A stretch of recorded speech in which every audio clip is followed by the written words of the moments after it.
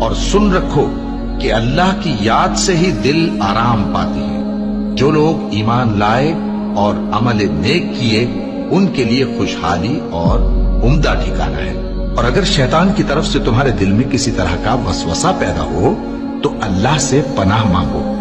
بے شک وہ سننے والا ہے، سب کچھ جاننے والا ہے۔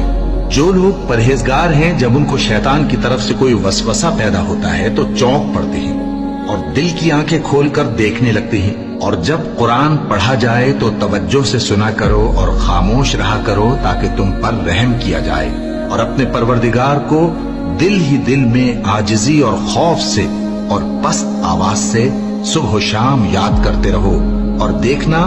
غافل نہ ہونا۔ پھر جب تم یہ نماز تمام کر چکو تو کھڑے اور بیٹھے اور لیٹے ہر حالت میں اللہ کو یاد کرو۔ پھر جب تم مطمئن ہو جاؤ تو پورے آداب کے ساتھ